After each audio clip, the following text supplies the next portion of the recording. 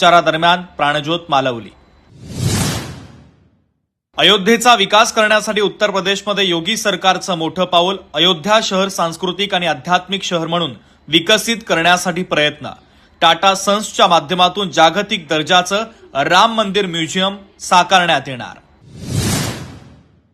बॉम्बे हायकोर्टचं नामकरण मुंबई उच्च न्यायालय करावं। नागपूर हिवाळी अधिवेशनात ठराव मांडावा। ठाकरेंच्या शिवसेनेचे आमदार सुनील प्रभू यांची मुख्यमंत्री देवेंद्र फडणवीस आणि संसदीय कार्यमंत्री चंद्रकांत पाटील यांच्याकडे पत्राद्वारे मागणी। रायगडमध्ये नगरपरिषद निवडणुकीत 70.26% मतदान।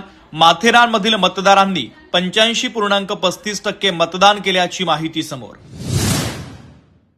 मुंबईत नोंदणी नसलेल्या ई बाईकवर 3 दिवसीय कारवाई। वारंवार तक्रारी येत असल्यानं वाहतूक पोलिसांनी 27 ते 29 नोव्हेंबरच्या दरम्यान विशेष मोहीम राबवली। सदानंद दाते यांची राज्याचे पोलीस महासंचालक म्हणून नियुक्ती होण्याची शक्यता। दातेंना एनआयएमधून कार्यमुक्त करण्यासाठी राज्य सरकारकडून केंद्राला प्रस्ताव गेल्याची सूत्रांची माहिती। आंगणेवाडीच्या श्रीदेवी भराडी आईचा जत्रोत्सव 9 फेब्रुवारी 2026 पासून 3 ते 5 डिसेंबरच्या दरम्यान मंदिर परिसर बंद ठेवला जाणार। महाराष्ट्रासह देशातील अनेक भागांमध्ये दिवता चक्रीवादळाचा प्रभाव। दिवता चक्रीवादळामुळे अनेक ठिकाणी पावसाची शक्यता। आंध्र प्रदेश, तामिळनाडू आणि तेलंगणात जोरदार पाऊस पडण्याची शक्यता।